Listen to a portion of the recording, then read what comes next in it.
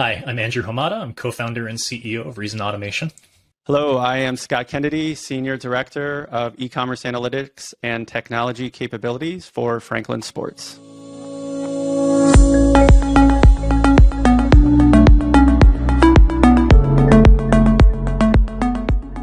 So what Scott and I created is a guide on how to make a good decision about extracting your Amazon data and incorporating it into your business processes. And then further, what are the other things you need to be thinking about in order to turn that data into an actual strategic asset as opposed to just numbers in your data warehouse?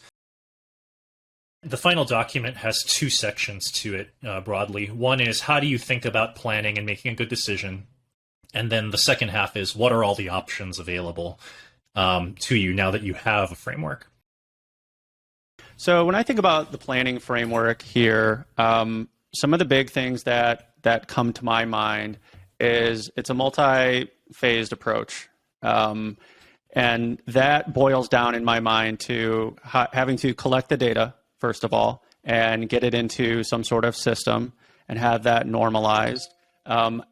After you collect it, you have to have somebody who can model it. So this would be take it from the raw data state into something more usable. So who's the person that's actually going to say that you should make your raw data turn into this next level model?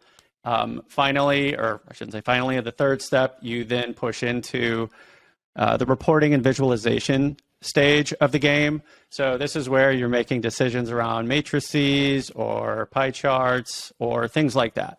And then finally, the fourth part of this framework in my mind that is highlighted in this document is around the concept of like, how do you act on the data? So are you using, in my case, Power Automate to alert people of things that need to be acted upon? Is it just like an alert inside of Power BI itself? Whatever that mechanism is to get to pull your user into the data and get them to do something economically beneficial for your company.